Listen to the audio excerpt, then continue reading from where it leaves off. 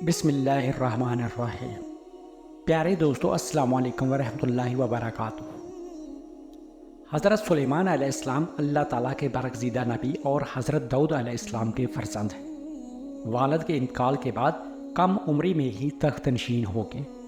آپ علیہ السلام کا سلسلہ نسب حضرت ابراہیم علیہ السلام سے جا ملتا ہے۔ حضرت سلیمان علیہ السلام کو اللہ تعالیٰ نے علم و حکمت، فہم و فراست، ذہانت اور بے پناہ قوت فیصلہ سے نوازا تھا۔ ایک مرتبہ حضرت داؤد علیہ السلام کے دربار میں دو افراد ایک مقدمہ لے کر حاضر ہوئے۔ ان میں ایک بکری والا اور دوسرا کسان تھا۔ کسان نے دعویٰ کیا کہ اس شخص کی بکریوں نے میرے کھیت میں گھس کر اسے تباہ و برباد کر ڈالا۔ حضرت داؤد علیہ السلام نے اپنے علم و تجربے کے پیش نظر فیصلہ دیا کہ کھیتی کا نقصان بکریوں کے ریوڑ کی قیمت کے برابر ہے، لہٰذا بکریوں کا پورا ریوڑ بطور تاوان مدعی کو دے دیا جائے۔ فریقین عدالت سے باہر نکلے تو دروازے پر نوعمر حضرت سلیمان علیہ السلام سے ملاقات ہو گئی۔ انہوں نے مقدمے کے بارے میں دریافت کیا اور فیصلہ سن کر دونوں کو لے کر والد محترم کی خدمت میں حاضر ہوئے اور گزارش کی کہ اگر اجازت ہو تو اس فیصلے سے متعلق اپنی رائے پیش کروں۔ اجازت ملنے پر حضرت سلیمان علیہ السلام بولے، آپ علیہ السلام بکریاں تو کھیت والے کو دے دیں تاکہ وہ ان سے فائدہ اٹھاتا رہے، اور کھیت کی زمین بکریوں والے کے سپرد کر دے کہ وہ اس میں کاشت کر کے کھیت کو اس حالت میں لے آئے جیسا بکریوں کے چرنے سے پہلے تھا۔ پھر کھیت واپس کسان کو دے دے اور بکریاں بکری والے کو۔ حضرت داؤد علیہ السلام کو یہ فیصلہ بہت پسند آیا۔ قرآن کریم میں ارشاد باری تعالیٰ ہے، اور داؤد علیہ السلام اور سلیمان علیہ السلام کو یاد کیجیے جب کہ وہ کھیت کے معاملے میں فیصلہ کر رہے تھے کہ کچھ لوگوں کی بکریاں رات کو چر گئی تھی اور ہم ان کے فیصلے میں موجود تھے، اور ہم نے اس کا صحیح فیصلہ سلیمان علیہ السلام کو سمجھا دیا۔ حضرت سلیمان علیہ السلام نے دعا مانگی کہ اے میرے پروردگار، میری مغفرت فرما اور مجھے ایسی بادشاہت عطا کر جو میرے بعد کسی کو بھی میسر نہ ہو، بے شک تو بڑا عطا فرمانے والا ہے۔ حضرت سلیمان علیہ السلام کی یہ دعا اللہ کے دین کے غلبے کے لیے ہی تھی۔ چنانچہ اللہ تعالیٰ نے دعا قبول فرمائی اور انہیں عظیم الشان حکومت عطا فرمائی۔ دنیا کی ہر شے آپ کی مطیع اور فرما بردار تھی۔ ہوا کو حکم دیتے تو وہ مہینوں کا سفر گھنٹوں میں طے کر دیتی۔ چرند پرند ہر حکم کی تابع داری کے لیے حاضر ہوتے۔ سرکش جنات ہر وقت ہاتھ باندھے احکامات کی وجہ آوری کے لیے تیار رہتے، اور شیاطین زنجیروں میں جکڑے رہتے۔ سورہ انبیاء میں ارشاد ہے، اور ہم نے تیز ہوا سلیمان علیہ السلام کے تابع کر دی جو ان کے حکم سے اس ملک میں چلتی تھی جس میں ہم نے برکت دی تھی، یعنی ملک شام، اور ہم ہر چیز سے باخبر ہیں۔ حضرت حسن بصری رحمۃ اللہ علیہ فرماتے ہیں کہ ہوا کے مسخر کرنے کا واقعہ حضرت سلیمان علیہ السلام کے ساتھ اس وقت پیش آیا جب آپ علیہ السلام اپنے لشکری گھوڑوں کے معائنے میں مصروف تھے۔ اس اثناء میں آپ علیہ السلام کی عصر کی نماز فوت ہو گئی۔ چونکہ اس غفلت کا سبب گھوڑے بنے تھے، لہٰذا انہوں نے اپنے ان خوبصورت اور بیش بہا گھوڑوں کو ذبح کر دیا۔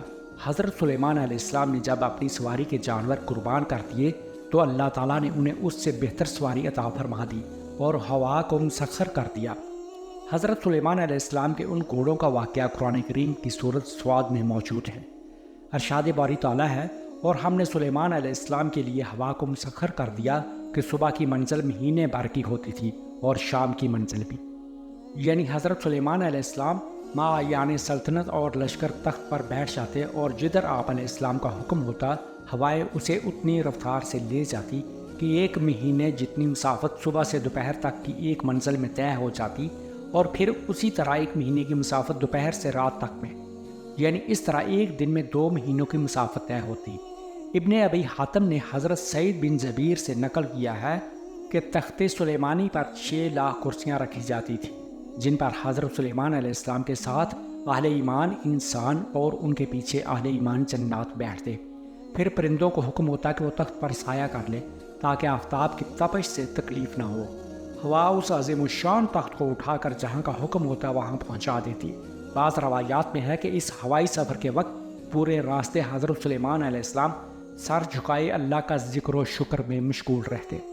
اللہ تعالیٰ نے جنات اور شیاطین کو بھی حضرت سلیمان علیہ السلام کا تابع اور فرما بردار بنا دیا تھا، جو نوکروں کی طرح آپ کا ہر حکم بجا لاتے۔ وہ آپ کے لیے سمندر کی تہہ سے قیمتی موتی، ہیرے جواہرات نکال لاتے۔ حضرت سلیمان علیہ السلام کو بڑی اور خوبصورت عمارتیں بنانے کا شوق، चुनाचे अब वो आपके हुक्म पर शानदार इमारतें बनाते। अगर उनमें से कोई सरकशी करता तो हज़रत सुलेमान अलैहिस्सलाम उसे सज़ा देते और जंजीरों में जकड़ देते। कुरान करीम में इरशाद है, हमने बहुत से शयातीन भी उनके ताबे किए थे जो उनके फरमान से गोते लगाते थे और इसके सिवा भी बहुत से काम करते थे और उनके निगहबान हम ही थे। इन जिन्नों में भी दो तरह के जन्नात थे। एक तो अहले ईमान थे जो अपने नबी का हर हुक्म मजहबी फरीज़ा समझकर पूरा करते, लेकिन जो जिन काफर थे उन्हें शयातीन कहा गया। वो अपने कुफर और सरकशी के बावजूद हज़रत सुलेमान अलैहिस्सलाम के ताबे फरमान तो रहते, लेकिन इनसे नुकसान का भी अंदेशा था, इसलिए अल्लाह ताला ने उनकी हिफाजत फरमाई। सूरत सबा में इरशाद है, जो कोई इनमें से हमारे हुक्म से फिरेगा उसको हम आग का मज़ा चखाएंगे। मुफस्सरीन फरमाते हैं कि अल्लाह ताला ने एक फ़रिश्ता मुकर्रर फरमा दिया था जिसके हाथ में आग का सोंटा होता। जो जिन हज़रत सुलेमान अलैहिस्सलाम के हुक्म से सरताबी करता, फ़रिश्ता उसे सोंटा मारता जिससे वो जलकर भस्म हो जाता। कुरान करीम में इरशाद बारी ताला है, और हमने उनके लिए तांबे का चश्मा बहा दिया। अल्लाह ताला की जानब से हज़रत सुलेमान अलैहिस्सलाम को अता किए गए मोजज़ात में से एक पिघले हुए तांबे के वो चश्मे हैं जिनमें जन्नात बड़ी बड़ी देगे, बर्तन और बहरी जहाज़ तैयार किया करते थे। तुरात और जदीद तारीख़ी तहकीक से पता चलता है कि हज़रत सुलेमान अलैहिस्सलाम ने बड़े पैमाने पर बहरी तजारत का सिलसिला शुरू किया। अल्लाह ताला ने हज़रत सुलेमान अलैहिस्सलाम को तमाम जानवरों हत्ता कि चींटियों तक की बोलियों के इल्म से नवाजा था। ऐ लोगों, हमें यानी हज़रत सुलेमान अलैहिस्सलाम को परिंदों की बोलियां सिखाई गई हैं। एक मरतबा हज़रत सुलेमान अलैहिस्सलाम अपने लाओ लश्कर के साथ एक ऐसे मैदान से गुजरे जहां चींटियों की बड़ी बस्ती थी। चींटियों की मलका ने जब लश्कर को देखा तो कहा, ऐ चींटियों, अपने घरों में घुस जाओ, कहीं ऐसा ना हो कि हज़रत सुलेमान अलैहिस्सलाम और उनका लश्कर तुम्हें पैरों तले रोंद डाले और उन्हें रोंदने की खबर भी ना हो। ये बात सुनकर हज़रत सुलेमान अलैहिस्सलाम मुस्कुरा दिए और अल्लाह का शुक्र बचा लाए। कहने लगे, ऐ मेरे रब, मुझे तौफीक अनायत कर कि जो एहसान तूने मुझ पर और मेरे वालिदैन पर किए हैं उनका शुक्र करूं और ऐसे नेक काम करूं कि तू उनसे खुश हो जाए और मुझे अपनी रहमत से अपने नेक बंदों में दाखिल कर। हज़रत सादी रहमतुल्लाह अलैह फरमाते हैं कि हज़रत सुलेमान अलैहिस्सलाम के अहद में कहत पड़ा तो आप अलैहिस्सलाम ने लोगों को नमाज इस्तिस्का के लिए निकलने का हुक्म दिया। जब नमाज पढ़ने मैदान में गए तो वहाँ एक चींटी अपने कदमों पर खड़ी दुआ कर रही थी, ऐ अल्लाह, मैं भी तेरी मखलूक हूँ, हमारा भी तेरे फजल के बगैर चारा नहीं, तो ऐ अल्लाह, इन पर बारिश बरसा दे। ये सुनकर आप अलैहिस्सलाम वापस आ गए और लोगों को कहा कि अब बारिश हो जाएगी। एक मरतबा हज़रत सुलेमान अलैहिस्सलाम ने परिंदों की हाज़िरी ली तो मालूम हुआ कि हुद गायब है।